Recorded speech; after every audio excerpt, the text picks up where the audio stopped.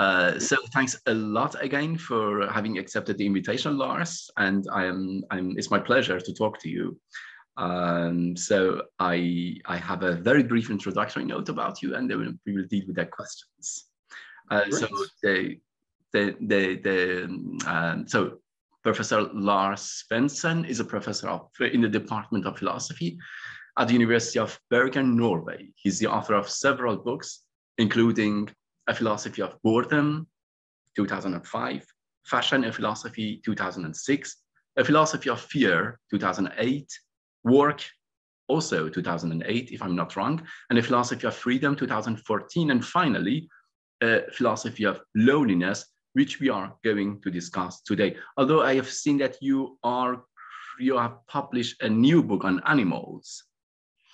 Yeah, because I had written so many books on depressing topics that I thought there's too little feel-good philosophy in the world. So I wanted to do a book on feel-good philosophy. Right. I've had animals my entire life. And of course, all animal owners wonder, can I understand what's going on in the mind of my dog or my cat or whatever? So I wrote the book on that. All right. And I've also written another book after that one, A Philosophy of Lying. Of lying, all right. Yeah, which was published in Norway last year, and it will be out in English and German and Italian and a few other languages any moment now. All right, okay, great. So, you know, the reason I came to this book was, I mean, it caught my attention as a first Iranian book of yours. I mean, like translated into Persian. It caught my attention, and that's the reason I picked this book. There are other books translated into Persian from you. The thing about this book in English version is that A Philosophy of Loneliness, it has been translated from Norwegian into English, right? Yeah. Or you wrote it in English? No, I wrote it in Norwegian. I've actually written most of my books in Norwegian because that's the language in which I'm at home. Some books have been written directly in English, but most of them in Norwegian. Yeah. All right. Okay. So, so the first question, Lars, is interestingly and also admittedly, all your books carries the article of A Philosophy of Evil, A Philosophy of Fear, A Philosophy of Boredom, and then A Philosophy of Loneliness. First of all, why loneliness? Especially as you say, I'm quoting you, never have I worked with a subject that overturned to such an extent all the assumptions I brought to the table. Yeah, that was actually quite funny because I had written my book on freedom, and in the last part of that book on freedom, I discussed what I take to be some serious misunderstandings of freedom in lots of recent theory in our society, in which all sorts of commitments to others, for instance, appear as something that stands in the way of realizing your individual freedom. So, I mean, that this notion of negative liberty, which is so crucial in the political context, has to some extent been transformed into an ideal for living, for personal freedom. And I think that that's a grave, grave misunderstanding. And my thought was, well, this must definitely result in massive loneliness. So that's where that book, to some extent, ended. And then I thought, I'll have to go deeper into this. I have to figure out this thing about loneliness. And I had accepted all the stuff that's reported in newspapers and so on, that there is an epidemic of loneliness and individualization is the main driver of this widespread loneliness and so on. And I was absolutely convinced that that's the way it is. But then I did something that's pretty unusual for a philosopher. I actually crunched data. I went all empirical, which I mean, the reason for becoming a philosopher for many of us is that we don't want to have to deal with all this empirical stuff. We just want to lean back in our chairs and think about things. But no, I want to get into this material properly. So I got raw data from Norwegian service of the general public, and it must be said that Norway is any social scientist's wet dream. There's probably no population on Earth that has been investigated to such an extent. So you can really find data on everything. And so I had to apply for permission to get these data, and I crunched numbers. And of course, actually, the governing agency that gives out such permissions, they had never experienced such a request from a philosopher before. So they even made an interview with me for their annual report because it was so strange. But anyway, what was so fascinating when I actually got into these data was that they showed pretty much that everything that I had taken for granted was completely false. And one could perhaps think that I made some mistakes in analyzing these data, but later on, our National Institute of Health, our official statistics bureau, and so on, they've also gone into these data now. They've confirmed all the findings. So, I mean, they're solid. All right. And what they showed was that, at least in Norway, there is absolutely no epidemic of loneliness. The numbers have been extremely stable for several decades. Mm-hmm. It also showed that there is not more loneliness in big cities. It also showed that women are more lonely than men. I was convinced that the opposite would be the case, and so on and so on. And from there on, I thought this was pretty exciting discovery. So I went on and tried to figure out other data. And they also confirmed that no, there's no epidemic in loneliness, and there really is no epidemic of loneliness. Stop short. You find increases somewhere, you find decreases somewhere, but the whole epidemic scenario, forget about it. It's not true. And also, I mean, the Norwegian self-image is that we are these loners, isolated loners, so on. But it turned out that we probably have the lowest rates of loneliness on Earth, which is also somewhat surprising. I think so. But what was interesting also for me as a philosopher was precisely because I deviated from my ordinary way of doing philosophy, that is to do mere conceptual analysis, but rather approach the social sciences and empirical psychology and so on. I got a lot more interesting study. But of course, when you stumble into a field and you figure out that everything you believe is wrong, I mean, it's a treat, right?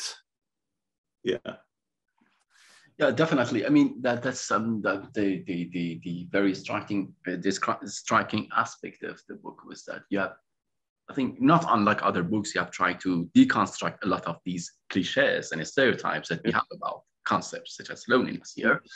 Yet your field was Norway, and the definition of loneliness is very specific, and you make it different from, I mean, being lonely and being solitary. We go back to this question. Yet what I found praiseworthy in the book, I should say, is the way you admit you will not, and it, of course, it is relevant. It's also it can be attributed to this ephemeral concept of loneliness.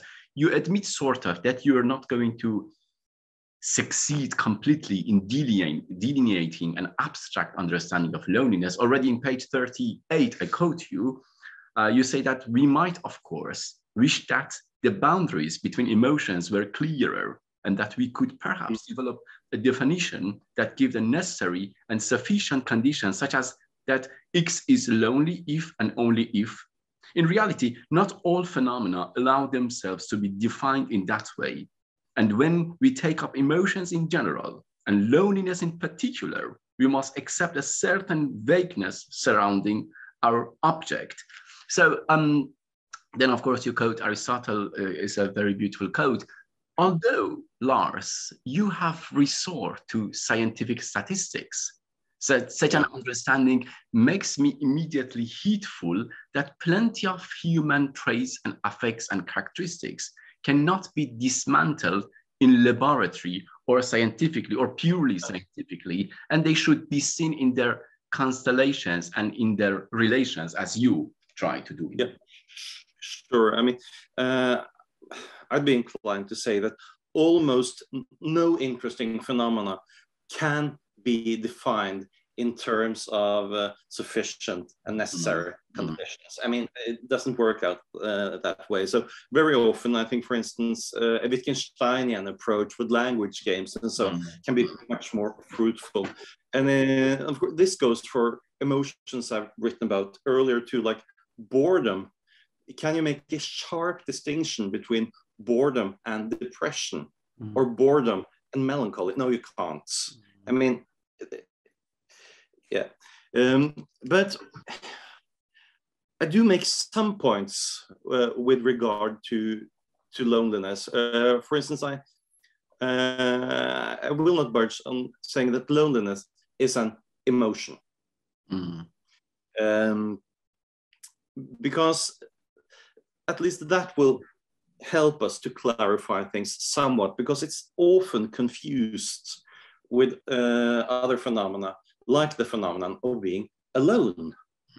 But aloneness and loneliness are empirically and conceptually quite distinct.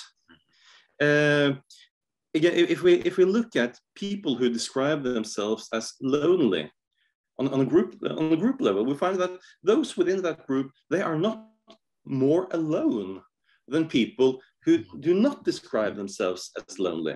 So it's quite contingent.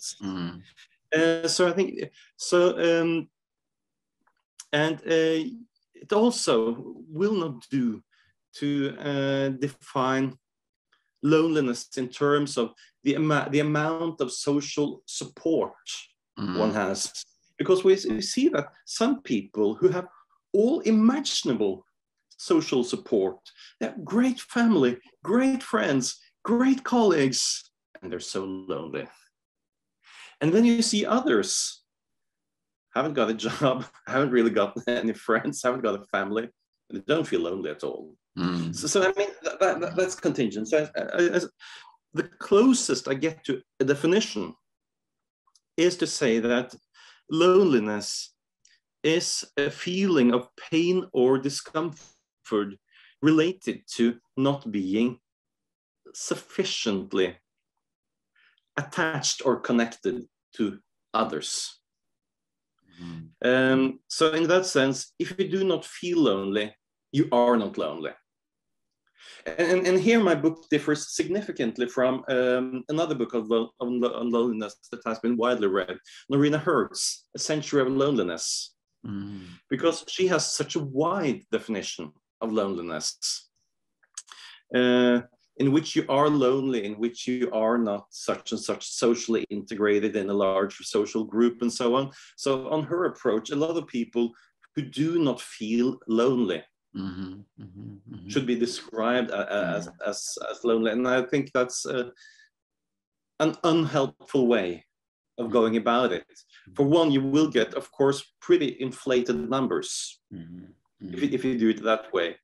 And then you could say, why not go in the opposite direction and define loneliness as a feeling of pain or discomfort after being deprived of all human contact for 6 months. You could define it in that way.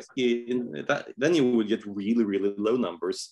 But you would also lose contact with all the empirical studies. And what these studies have in common is that they define loneliness as a psychological concept, as this feeling of discomfort related to social attachment, connectedness. And measures of loneliness should, of course, be taken with a huge pinch of salt.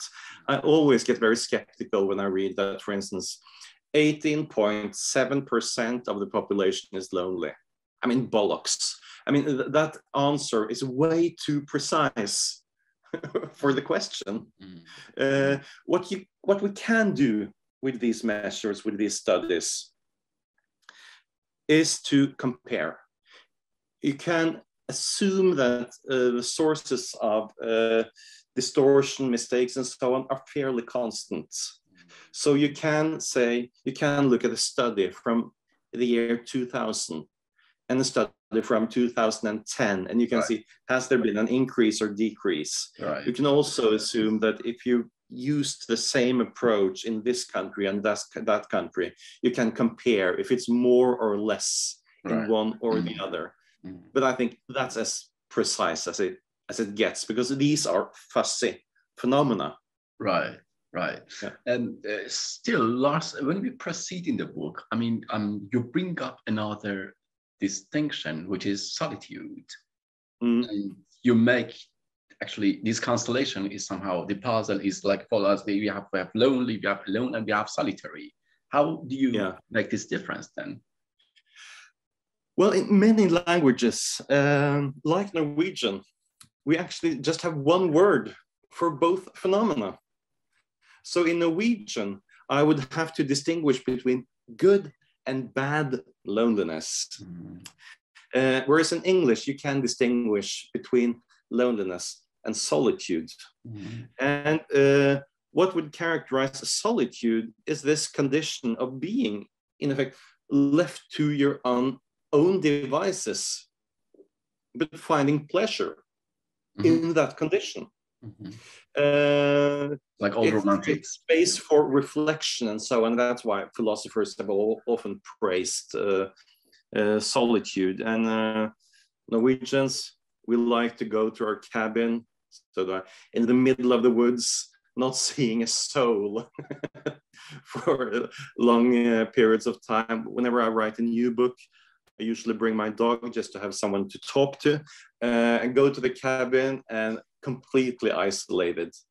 And of course, these are quite distinct, loneliness and solitude. There's also a test for solitude.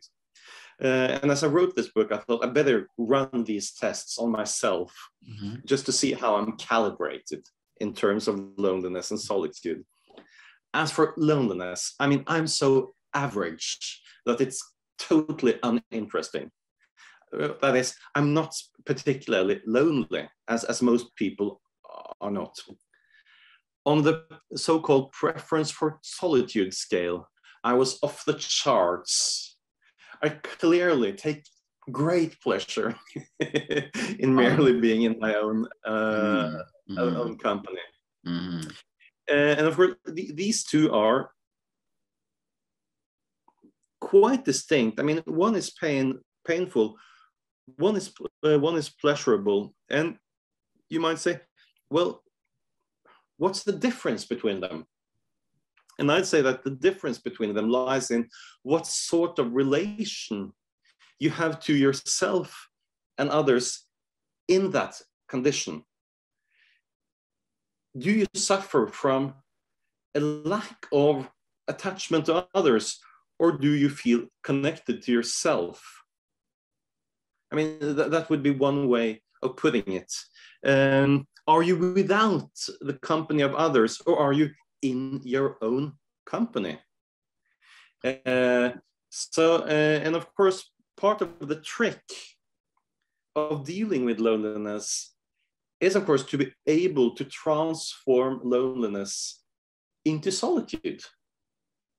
And that takes a certain amount of work on yourself.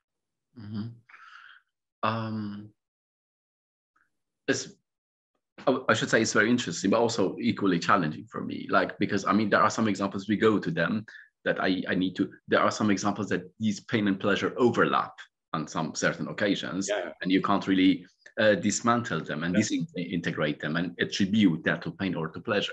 But it's very interesting, let's say triad, lonely, alone, and solitary. Then In the invention of the solitude, I go further. When Paul Auster, I'm quoting you, is describing father's abyssal loneliness, places such great emphasis on his father's inability to trust anyone, himself included, end of quote. Why a chapter on the relation between loneliness and trust? The relationship which does not come like abruptly, immediately, intuitively, relevant.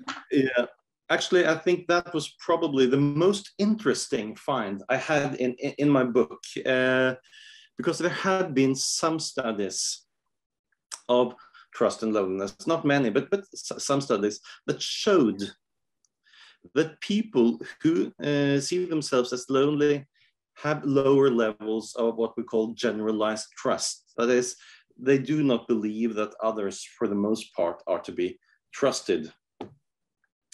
And then I thought, let's see if this also is the case on national levels, because what we do know is that your nationality is one of the main factors in determining whether you are lonely or not.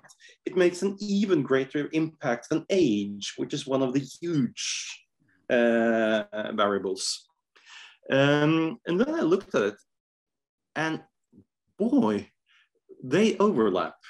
We consistently find that countries with high levels of generalized trust are countries with a low prevalence of loneliness. And we find that countries with low levels of generalized trust are countries with high levels of loneliness.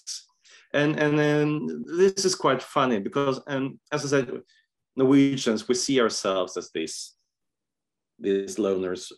But we are, in fact, the most trusting population on Earth. And whenever the World Value Survey on various phenomena, including trust, are published, a very common headline in a Norwegian newspaper would be "Norwegians, the most naive population on Earth." Let's think of because we trust people. Turns out that we have very, very low levels of loneliness. But we have tended to look at, for instance, countries in Southern Europe, Italy, Spain, Portugal, Greece, and so on, and look at all those warm, close-knit communities. But they have significantly higher levels of loneliness than we do. And of course, they have significantly lower levels of trust. And why is this? Trust creates immediacy. It's as simple as that. Distrust stops immediacy. And of course, this immediate connection to others is, of course, crucial for forming attachments. So if you live in a state of mistrust, you have to be careful. You stand back, you observe. I mean, that blocks the establishment of close attachments. And here we also come to another really, really counterintuitive find. Namely that more individualized countries pretty consistently have lower levels of loneliness than more collectivistic societies. And we would of course assume that the opposite. Yeah, it's definitely counterintuitive and still very challenging for me. Yeah, we would assume that to be the case. But trust operates differently in individualized and collectivistic societies. In more collectivistic societies, be that, say, if the really small collective is your family, and that would be your group and so on, you tend to, in collectivistic societies, you tend to trust those within your group. within your family or within your community and so on, but you do not trust strangers. What happens in more individualized societies is that precisely because you do not place as much weight on family, on this group and so on, is that you learn to trust strangers. And so your generalized trust increases. And the important thing is to see that loneliness is related to generalized trust. So it's your ability to trust strangers, really. Yeah, I mean, Lars, the thing about trust, I definitely see it that way. I mean, look at the example, for example, of the refugees in Europe. I mean, which country took more refugees? It was Germany. I mean, it was not Italy, it was not Portugal. And it's not expected that Italians or Portuguese open themselves to refugees because they can, as you say, they can trust the foreigners. They can trust me as an Iranian coming here, although I did my PhD here, but there are numerous examples. Yet when it comes to loneliness, let me read my question. I mean, I have planned that to ask that later, but it's still interesting for me to know your opinion. You do not offer a uniform understanding of loneliness. It's clear, and it makes the book, that's why the book is absorbing. You say, for instance, I'm quoting you, loneliness creates a space in which we can reflect on our relationship to others and feel how much we actually need them, end of quote. I think that's what you say, the kernel of what you say. Yet you have specified one main chapter of the book to loneliness and trust, which was very interesting chapter, and depict loneliness from a socio-political perspective, I would say, as I'm quoting you, countries whose inhabitants exhibit higher degrees of interpersonal trust are consistently those with a relatively low prevalence of loneliness. Similarly, countries with low trust levels are consistently those with high loneliness levels, end of quote. I am pretty sure you are talking about, as you said, generalized trust. Yet I felt a bit perplexed as I assumed that trust is more the opposite of skepticism or cynicism than loneliness. And loneliness is more the opposite of care, for example. I mean, just one example, Lars, I mean, I will finish it. I come from a country or a place where there is definitely more skepticism and mistrust to power due to political atmosphere. But exactly because of that, because of these sociopolitical insecurities, less loneliness is remarkable between neighbors, between friends, and more significantly, less loneliness when it comes to parents, for example, older parents. Yeah. Okay. A few things first. One question, but yeah.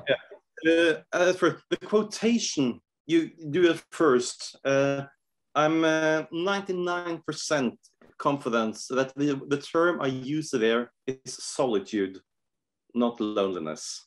I should check it. It may have something to do with the translation.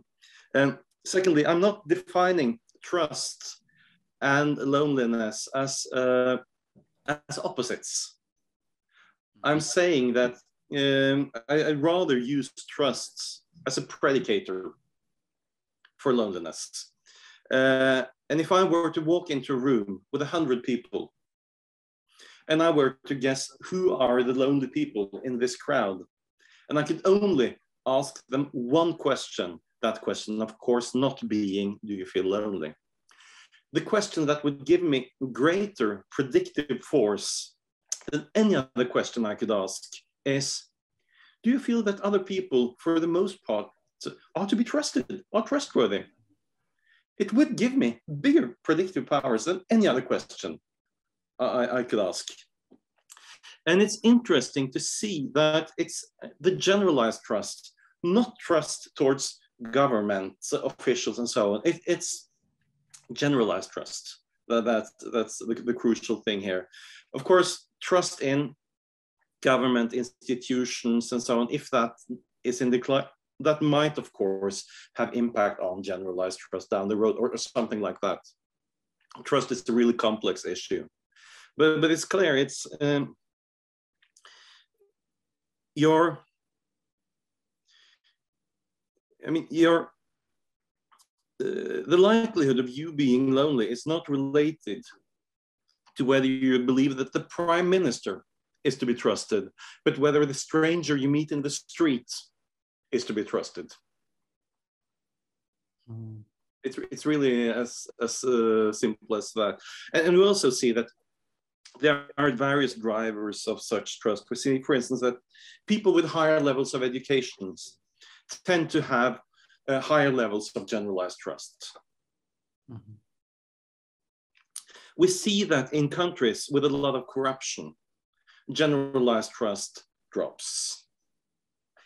So lots of things factor into whether or not people trust each other. But my point is that this whole narrative we have been told of individualization as a creator of a pandemic of loneliness really, really gets it wrong. Because, if anything, individualization seems to cause lower levels of loneliness by creating higher levels of trust. It's counterintuitive, but the numbers really back it up. And comparative studies between different countries back it up. I can definitely follow your argument in the book and also here, but the thing for me is that, I mean, the thing that makes me a bit perplexed in that regard is that, like in a country like Iran, I don't want to make it abstract, in a country like Iran, that there is a lot of corruption in comparison to Norway, it's exactly because you have the common enemy of corruption. People feel less lonely. They can share a lot of, at least, blame. They blame together. But in a place like Germany, I haven't lived in Norway, but in a place like Germany, it might be really hard to find the common ground on which to blame something. Of course, that can create some sort of collective identity.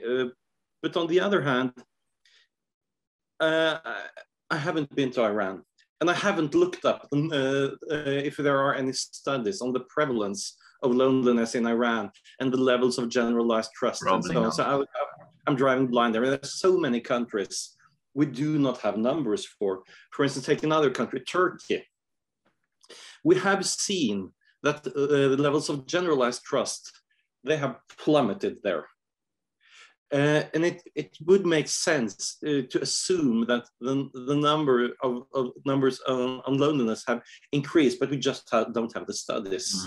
Mm-hmm. So we don't know. If we look at the US, we see that the levels of generalized trust has fallen quite dramatically. And my assumption would be that in that country, we would probably see an increase in levels of loneliness. And of course, why is that? It's really because the US has become less of an individualized country and more of a tribal country with two main tribes set against each other. Can I trust you? Well, that depends on whether you're a Republican or a Democrat. I mean, it breaks down these immediate relations. So I really think that trust is the key here. That being said, I'm not saying that trust is the only relevant variable. There are loads of variables going into this. Age, of course, is one thing. But I mean, your typical development over life is that you're pretty lonely when you're 16, 17, 18, 19, 20, and then it drops. And then as you reach ripe old age, it starts to rise again. For some reason, it starts to rise earlier for women than for men. Definitely. And if you're an immigrant in the country, you would be more likely to be lonely. If you have a disability, you're more likely to be lonely. So there are lots of variables. I'm just saying that if I were to highlight one variable that can explain a lot of individual differences and also can explain why the prevalence levels are so different in different countries. Then I'd say that trust is probably the most interesting concept to look into. But of course, it's much more complex than just trust. But it's a very key concept, I would say, a crucial concept. Yet the book, as I look through it, I mean, actually, I ask myself, is there, or have you done any study on the correlation or inverse, let's say, correlation between poverty and loneliness? I think the economic factor plays an important role in the formation of loneliness. However, I'm not sure if there is, as I said, it's correlation or inverse correlation. There are many countries under authoritarian regimes who feel day in, day out lonelier, but there are also extreme economical factors playing into that culminate in lonelier life of a citizen in a country in the south, like in Brazil, like in Iran or in Turkey. So how about that economic factor or poverty? Yeah, I would assume that to be a factor as well. Perhaps more within the different countries than between countries, because you make these comparative judgments between yourselves and others. And of course, one of the main drivers of trust is perceived similarity. If you see yourself as similar to others, you will be more likely to trust them. Yeah, you have it in the book. Right? And of course, then greater inequalities in a population will have a tendency to create greater distrust. And of course, again, let's not talk about Norway all the time here, but of course, Norway is a very egalitarian country, plus we're filthy rich. So, of course, that would be a factor. Yeah. To have that economical aspect. One of the beautiful chapters of the book, I should say, which quite compellingly evokes interest on loneliness, is the one on loneliness and responsibility. The chapter ends like this, I'm quoting you: "Loneliness can be reduced by learning to rest in yourself so that you're not so dependent on others," end of quote. Acknowledge, sorry, it's not end of the quote, on others' acknowledgement of you, while at the same time seeking others out and opening yourself to them. Still, loneliness will inevitably strike from time to time. It's a loneliness for which you must take responsibility.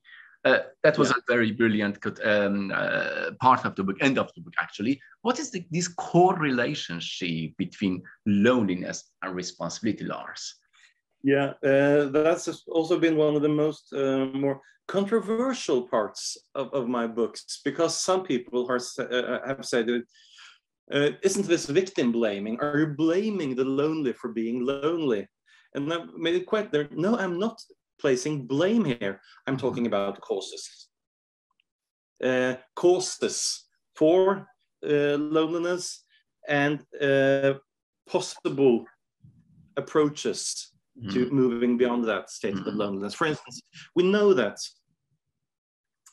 from human development studies, that if you suffer from, for instance, a lack of care as a very small child, if your mother or father or some other caretaker does not form a proper attachment to you quite early, we know that it will be very, very difficult for you to form such attachments later in life. And of course, I wouldn't, of course, not blame the child for being in such a situation of being exposed to a caretaker who does not form such an attachment. And as a consequence, I would, of course, not also blame that person for being psychologically disposed later in life as to having difficulties to create relations to others. So it's not about blame at all. But the point about responsibility is that you must take responsibility for your own loneliness, because nobody else can make it vanish into thin air. And part of the problem with loneliness is, of course, that our phenomenology leads us astray. I mean, when you feel lonely, you feel that your surroundings, your social surroundings, they fall short. They're not giving you what you need. I mean, they are insufficient.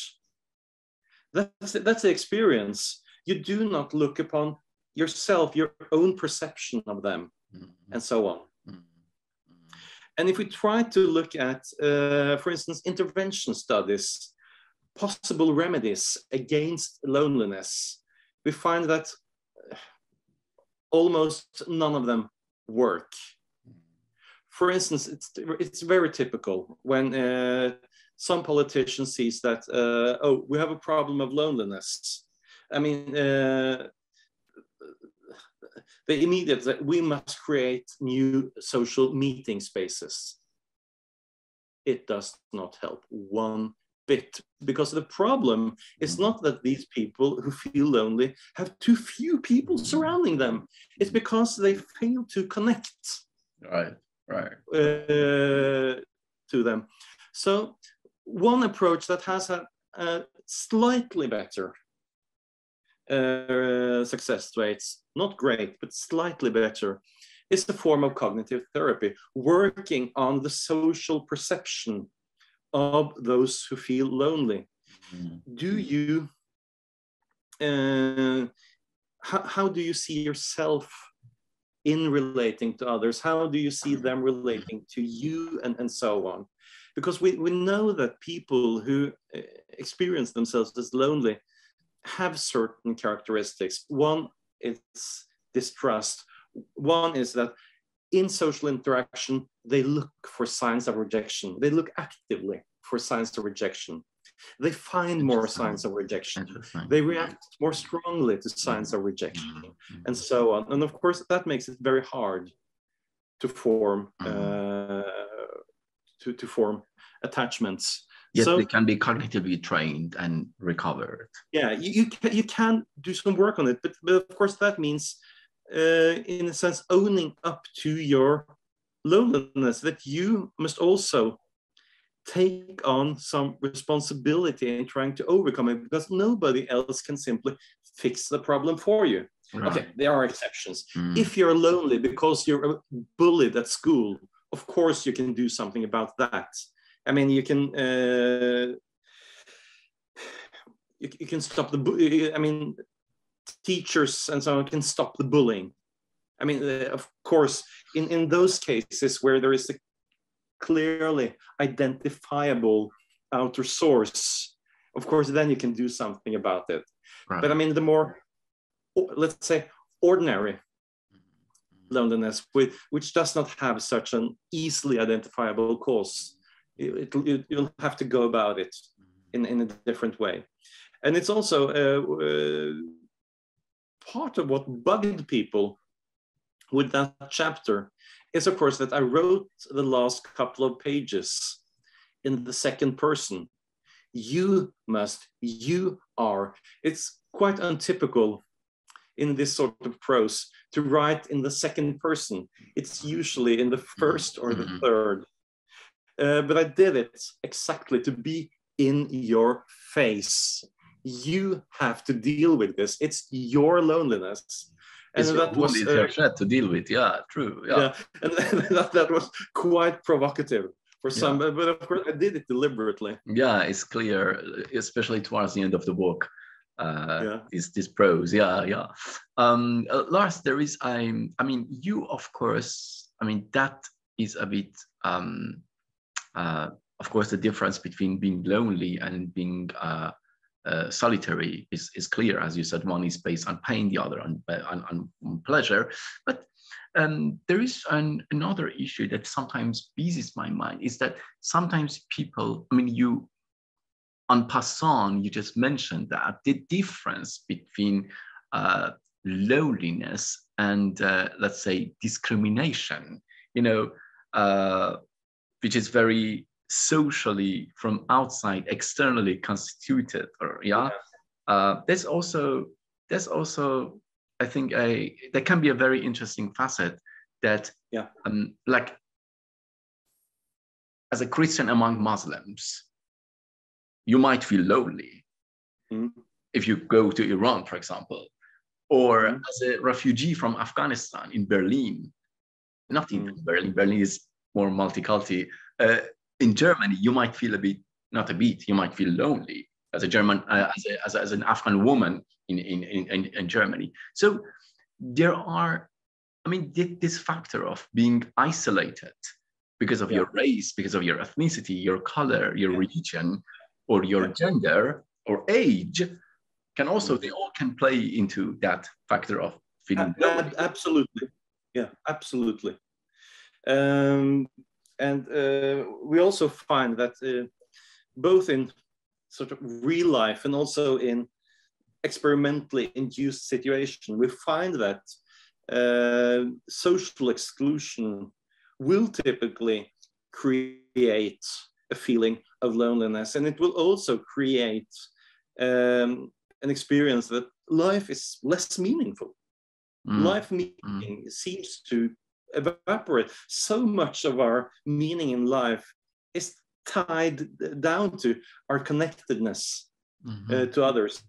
So, of course, if you feel left out, that will, of course, typically have such a result.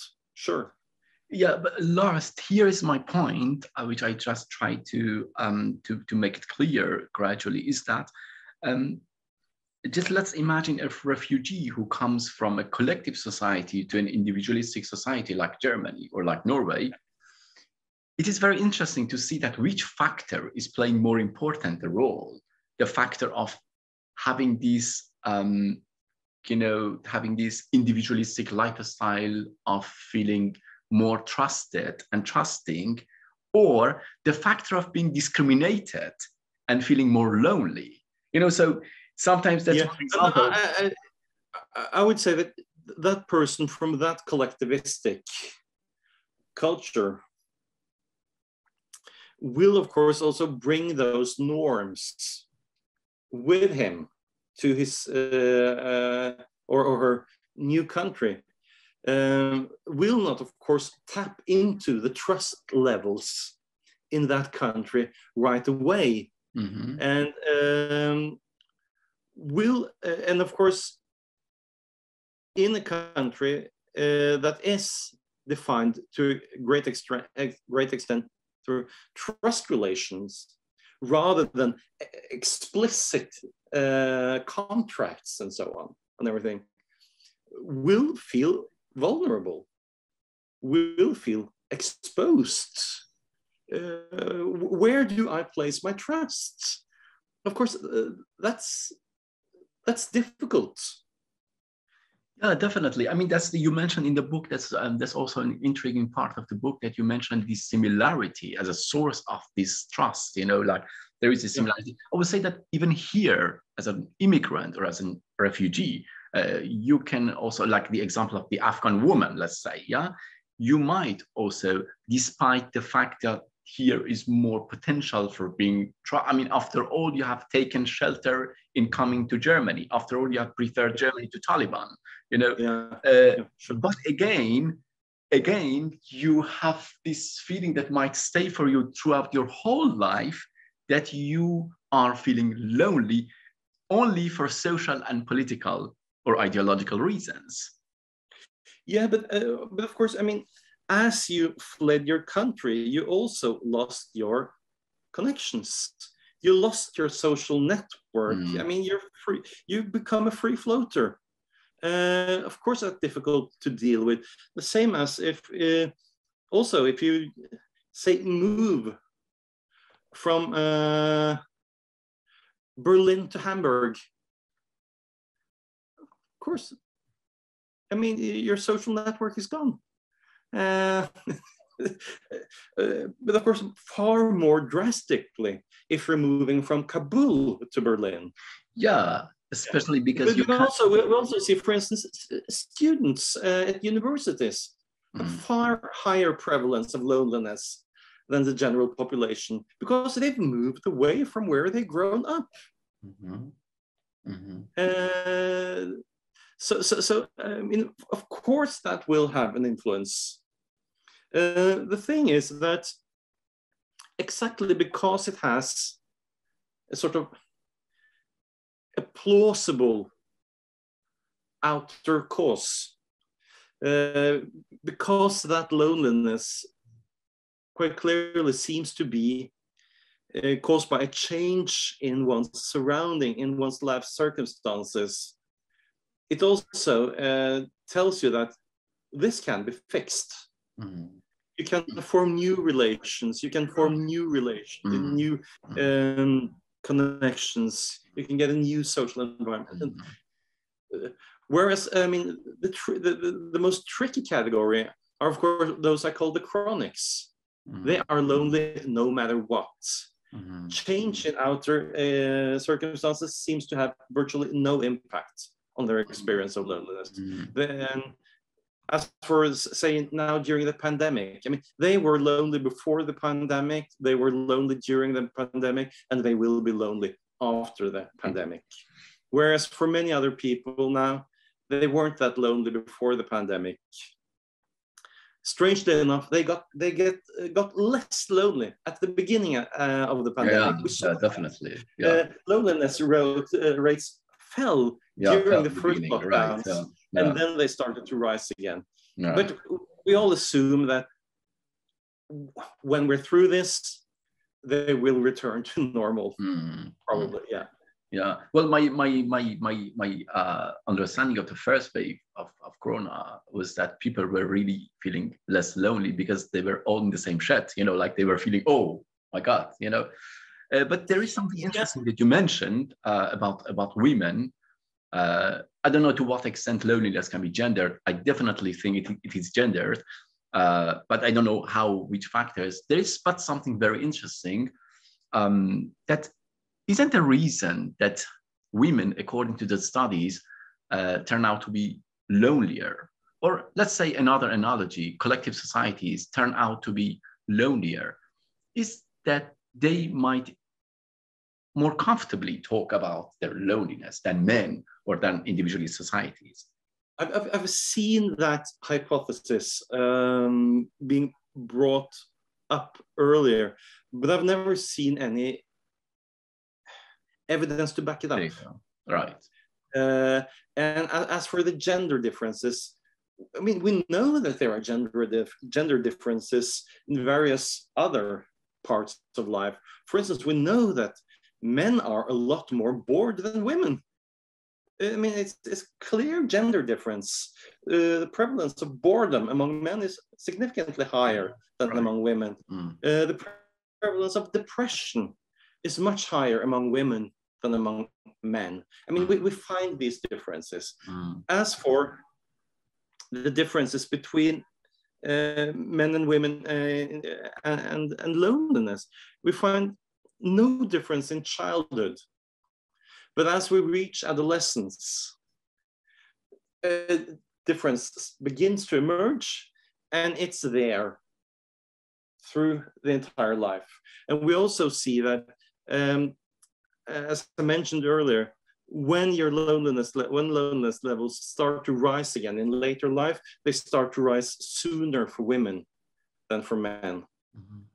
And we would expect the opposite to be the case, for the simple reason that we know that women have stronger social networks than men. We know that when men, as they are well grown up, if they lose a friend, they find it much harder to find a new friend than women do, and so on. So it would be expected to find higher loneliness levels among men than women, but that is not what we find. We find that women report it to a greater extent. And you might, of course, say that women are probably more honest when replying, but I mean, that's ad hoc. We don't have any independent evidence for that being being the case. Right. Yeah. Right. So Lars, my last question is happily for you. Last question to less torture you on the weekend is you have written a book about a philosophy of loneliness, but how about the loneliness of philosophers? I mean, what is the relation between philosophy and loneliness? Yeah, I guess that a lot of people who become philosophers, a lot of them will have great preference for their own company, I assume, because solitude, I mean, it creates this space for reflection. And then I just might add here that loneliness, you don't have to do the typical solitude, you don't have to do the typical Norwegian thing and go to a cabin in the middle of the woods miles away from other people. You can seek solitude in a public cafe in the middle of Berlin. Depends on what sort of relation you have to others. That being said, I can find philosophy to be quite frustrating, precisely because it's often so introverted, it's so self-contained, it really does not communicate a lot with the outside world. So that is why I made this deal with myself many years ago. I was actually considering leaving philosophy altogether. And I made this deal with myself that I can continue to do this if I start to write books in a slightly different way, being more communicative and actually having one foot in the real world in addition to the one that I have firmly established in academic philosophy. Right. And that seems to have worked out. Right. Well, my impression was that, I would say, I mean, somehow, I didn't say I learned it from Gilles Deleuze, but I was inspired by him in a sense that, like, writing, the process of writing can be that transformation from loneliness to solitude. I don't say I've read it from Deleuze. I mean, all in all, the impression is that. And I think that your book, Philosophy of Loneliness, is also a shift from a pain to a pleasure in it. And I'm pleased to talk to you. And it was a pleasure to talk to you as well.